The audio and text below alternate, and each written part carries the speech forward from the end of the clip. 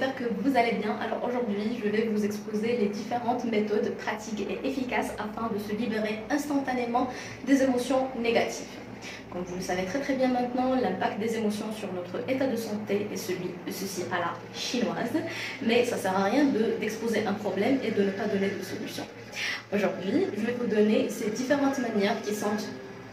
Il y a parmi elles qui sont prouvées scientifiquement plus efficaces que d'autres, mais pour moi ça reste individuel parce que chacun doit tester la manière qui lui convient le plus et il doit par la suite l'automatiser afin d'avoir cette clé en main. À chaque fois qu'on s'expose à une situation, à un conflit, on sent quelque chose qui remonte, on a notre outil pour pouvoir le mettre en pratique. La première méthode, c'est la respiration. La respiration est un outil magique pour se libérer émotionnellement.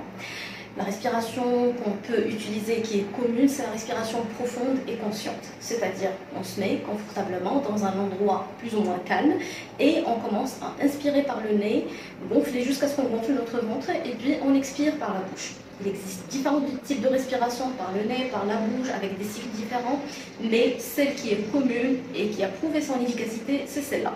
Plus tard, on aura bien sûr des occasions de parler des différents cycles de respiration et leur impact sur notre santé.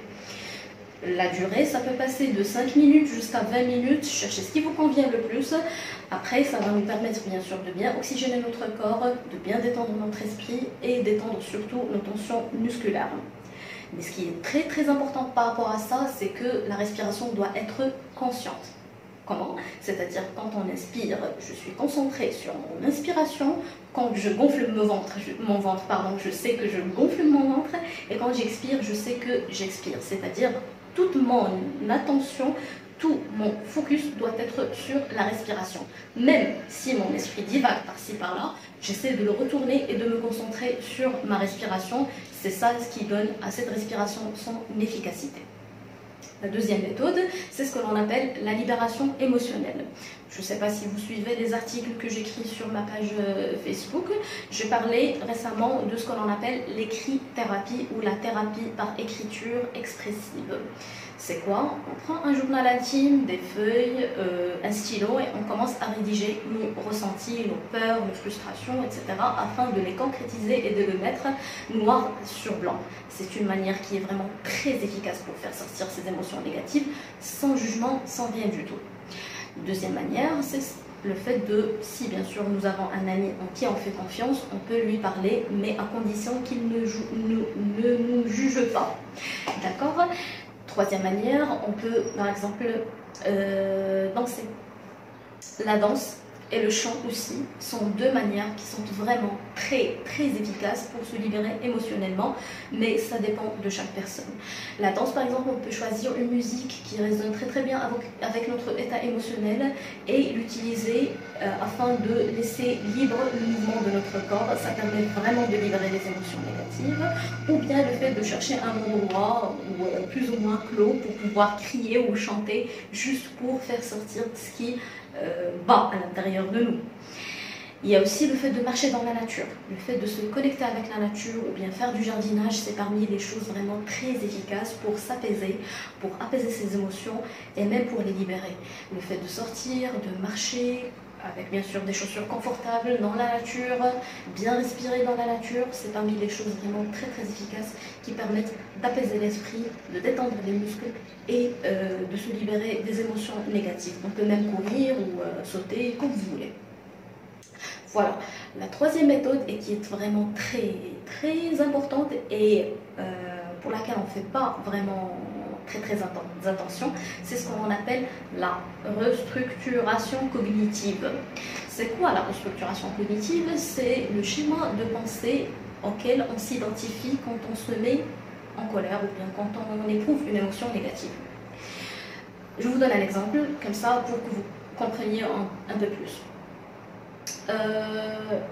J'ai passé un examen, j'ai bien préparé, mais je ne l'ai pas eu. Qu'est-ce que je vais me dire? Je suis nulle, je vaux rien, j'ai pas de chance, il y a mon ami X qui n'a rien préparé et qui a eu son examen, alors pourquoi pas moi? Voilà. Donc ce sont des pensées qui alimentent nos ressentis et qui ne font que les remonter encore plus. Pourquoi? Parce que le cerveau tel qu'il est fait, et là, ça, on va le discuter plus tard, bien sûr, on aura l'occasion de relever tout cela, c'est que quand il y a une information, c'est le cerveau limbique qui la reçoit en premier. Le cerveau limbique, c'est le cerveau émotionnel. Il y a l'émotion qui remonte, et puis par la suite, on l'expose au cortex frontal, qui est la raison, qui est responsable de la raison.